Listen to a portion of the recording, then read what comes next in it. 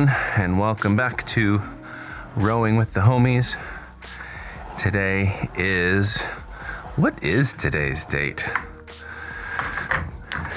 Today is April 22nd, 2025. And as always, thanks for joining me. And today, we're going to look at a very important issue to me. I think very important overall, but it speaks and relates directly to my work and my values and sort of what I hold to be really core in terms of what freedom looks like. And it's really got me thinking about education, rights, and where some of these lines really need to be drawn. So, you know what we're doing here. We're putting in the work on the rower, trying to build consistent effort, both physically and mentally. We're processing and talking about what's happening around us, big news, big ideas, and our own mental health. But today we're looking at a case that really hits directly to how we educate kids in America. Then we'll zoom out and look at what some of the broader implications of this might be, and specifically relate it to my own experiences as a classroom teacher. Of course, finally, we'll connect it to how it's affecting or how it relates to mental health. So, get some water, find your rhythm, and let's row into it. So today, the Supreme Court is on my mind. Specifically, the case is Mahmoud versus Taylor, which is coming from Maryland.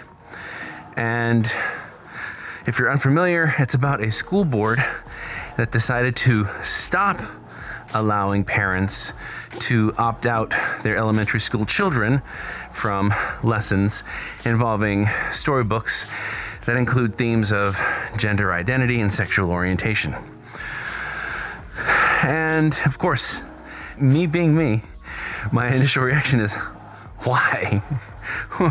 Why would we want to limit what our kids are exposed to when it comes to these inclusive ideas? And this whole idea of opting out really comes back to debates about indoctrination. But so people will be like, well, if you're forcing my kid to read about different gender identities, then you're indoctrinating them to be that type of person, right? But I have to ask, isn't limiting a kid's exposure to the diverse realities of the world also indoctrination by narrowing their worldview? Because for me, inclusivity isn't just like a buzzword. It's about creating a learning environment where every kid, every person, the teacher too, feels seen, valued, and understood. And how can we achieve that if we allow certain narratives and identities to be deemed off limits based on individual parental preferences? And I wonder what message that sends to kids who do identify with these stories, or who have friends who they see lining up with some of these identities. This also throws a spotlight on the constant tension between, I guess, a nationalized education system which I'm not advocating for. But the conflict between a nationalized education system and the current landscape of local education policy. While local control allows for responsiveness to individual community values, it also can become a place or a breeding ground for exclusion and the prioritization of some viewpoints over others. And in the big picture, when we look at what this might do, this case potentially could set a precedent that really limits the ability of local districts to create inclusive curricula that reflect the diversity of their student populations. And of course, at the center of the conversation is the issue of parents' rights. Parents do have a fundamental right to guide their children's upbringing, and I respect that deeply as a parent. But I also believe that public education serves a broader societal good. It's about preparing children to be informed, empathetic citizens in a diverse world where they're going to encounter situations and people who challenge the way that they think and the way that they live. And they need to be able to navigate that. And I wonder, where does one right end and the other begin? And what happens when the exercise of one parent's right potentially marginalizes other students? And more personally for me, being a teacher or a former teacher of 17 years, this also brings up the crucial point of recognizing the professional autonomy of teachers. These are trained educators who dedicate their careers to understanding child development and effective pedagogy. They carefully select materials that align with learning objectives and promote critical thinking and empathy. And politicians, stakeholders, parents, so much in the history of education has gone toward professionalizing education, requiring advanced degrees, requiring certifications and ongoing education, having very strict state and local guidelines and policies. All that's fine. But if you're going to create this sort of minefield that requires teachers to navigate just to get their foot in the classroom, once they're there, why don't we trust them? If you've said these are the requirements, these are the rules, these are the guidelines, these are the policies, these are the expectations, and ultimately the assessment goals. Get out of their way. Because to allow parents to pick and choose which parts of the curriculum their children engage with based on personal discomfort feels like a direct undermining of the teacher's professional expertise. Again, it really begs the question, what are we afraid of our children learning? What is a parent afraid of? Are we so insecure in our own values that we can't trust them to engage with different perspectives and form their own conclusions? Like, is your own set of values that insecure? That fragile? And it's interesting to think about how other countries approach this. In particular, France, with its emphasis on laïcité, or we might translate that to mean secular. France highlights a very different philosophy.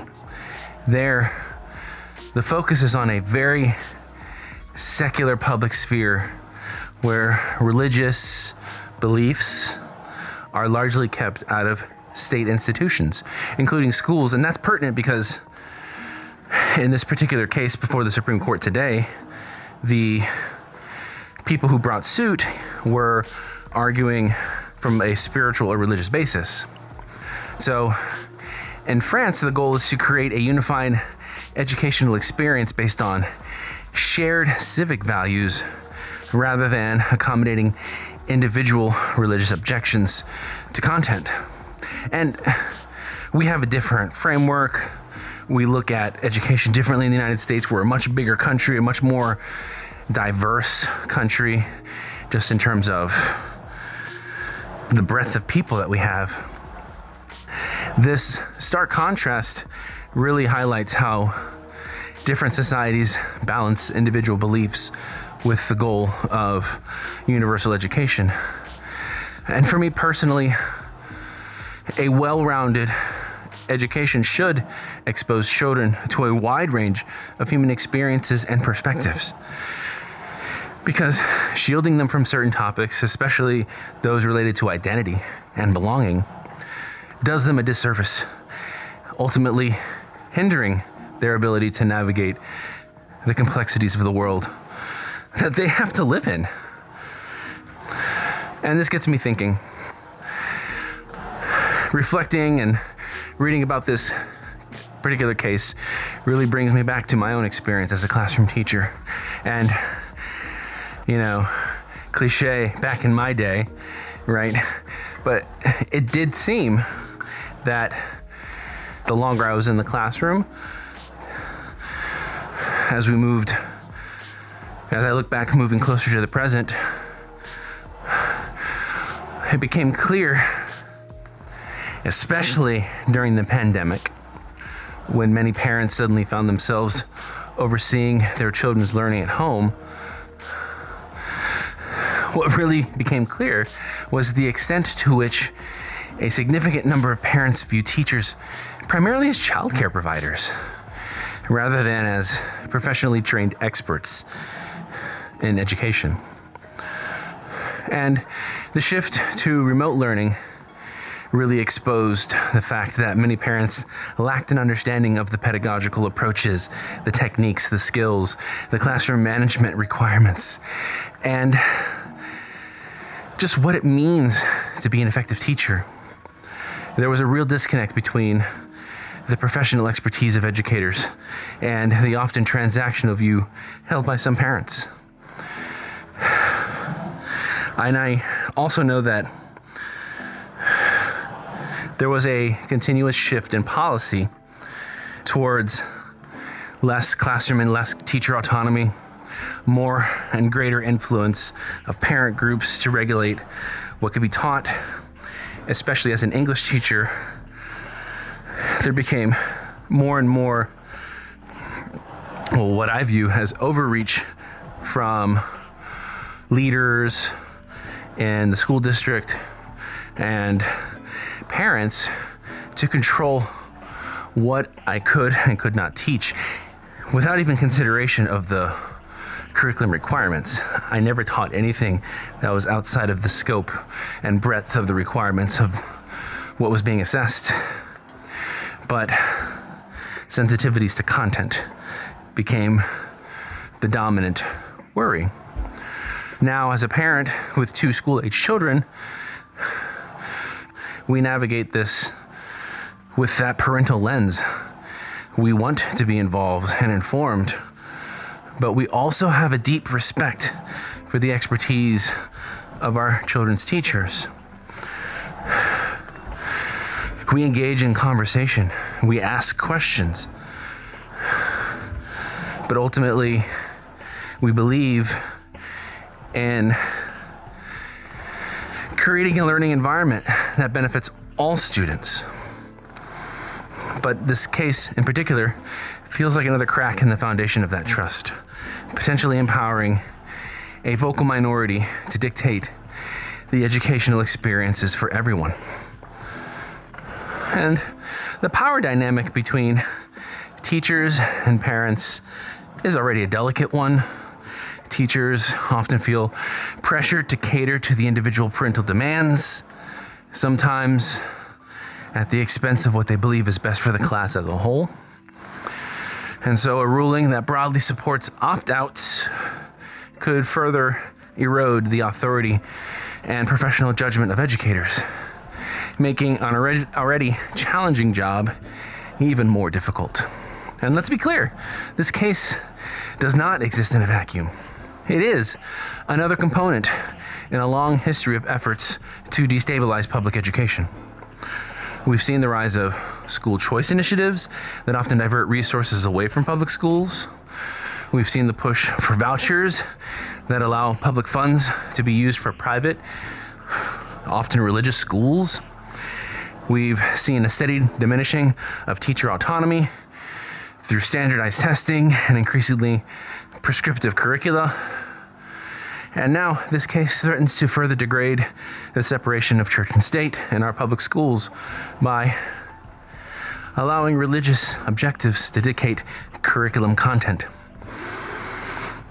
And for me, public education is, to be very dramatic, a cornerstone, if not the cornerstone, of a healthy democracy, which is something that we are desperately fighting for in this moment.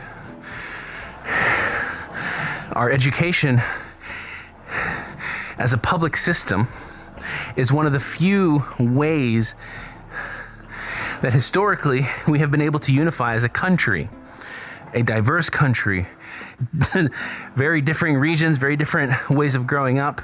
We all had the common shared experience of a similar school structure. It's meant to develop critical thinking. It's meant to become engaged. It's meant to challenge. It's meant to allow people from all the backgrounds present in this country to have a shared experience, and allowing a patchwork of opt-outs based on individual beliefs risks fragmenting that shared experience and creating further divisions. And that is not what we need right now. It's not, please to be clear, I'm not dismissing the concerns of parents. Parents have a voice. They should voice concerns when content is inappropriate, when content is dangerous. There is nothing dangerous about acknowledging the existence of peoples of differing lifestyles, of people of different backgrounds, of people of different cultures. Diversity is a strength, and we need to find balance between individual rights and the collective responsibility of providing a comprehensive and inclusive education for all children. And frankly, the direction this case seems to be heading, based upon observations from people in the court today, and taken in context with the broader trends in education policy, leaves me feeling deeply concerned about the future of public schools and the likely outcome of this case.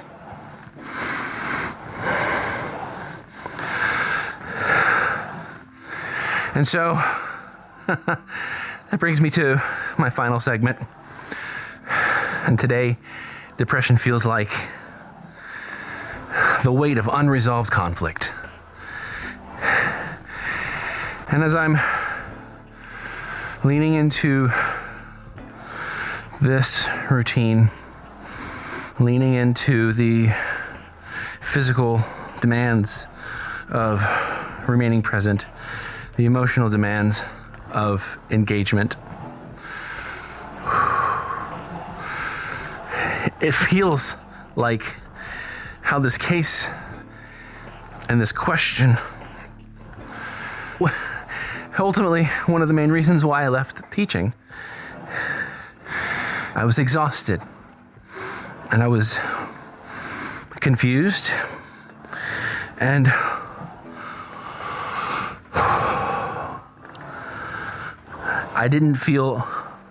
I felt very loved and valued by my students, by my coworkers, and by my direct administration. But I didn't feel loved and valued by the system. And today, Depression feels like that. It's unresolved conflict. The intersection of the love and passion for something and the feeling of utter disregard. And the challenge is not to disengage. It feels overwhelming. I see the potential for good of the work. I see understanding why it's easy to anticipate and expect the worst. And those two abilities, those two ways of seeing the potential, but seeing the likely, they're constantly at odds. And it becomes a weariness. It's not just sadness, but from the effort of just trying to reconcile those contradictions. And that internal struggle really mirrors these external conflicts. The seemingly irreconcilable differences in values and beliefs that are fueling these conversations and debates and policy fights and tensions between individual rights and collective well-being, and the struggle to find common ground in a dangerously polarized society. It's the feeling of being surrounded by seemingly intractable problems, of understanding the different sides, but feeling utterly powerless to find a way between. A constant barrage of conflicting viewpoints sometimes leaves me feeling just helpless. And it is only made worse by my own tendencies towards depressive symptoms, and it's draining. Just like the energy required to process these questions and the energy required to engage in this exercise, it takes effort to embrace that friction and to work through that weight.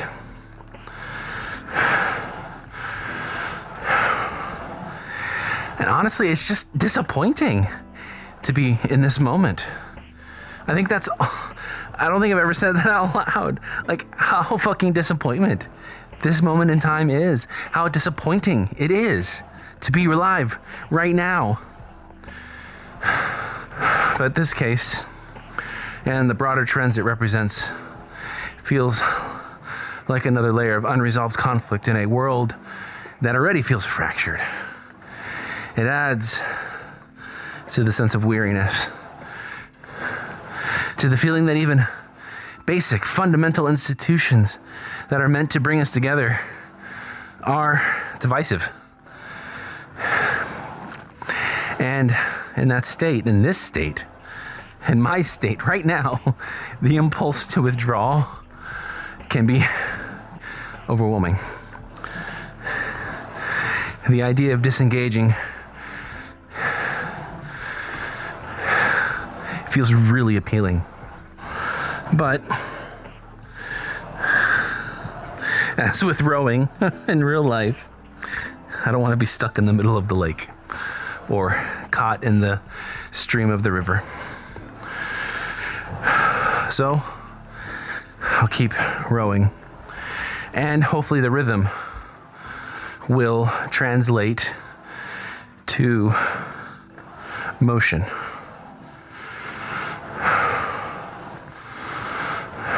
Hopefully, just knowing that this conflict exists, acknowledging it,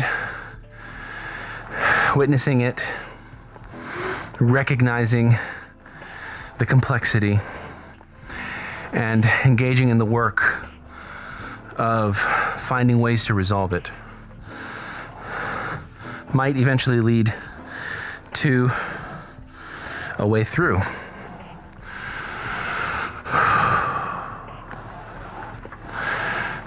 And that brings us to the end of this episode. I really hope that you found some value in the topics, and I hope that there was something that resonated with you. And I really appreciate you sticking with me through it. Remember, even when we feel the weight of unresolved conflict, both internally and externally, we keep moving forward and we keep doing the work. I'd love for you to reach out if you found connection with anything in this or any of episodes of the show. You can email me, finlos@finloslives.com.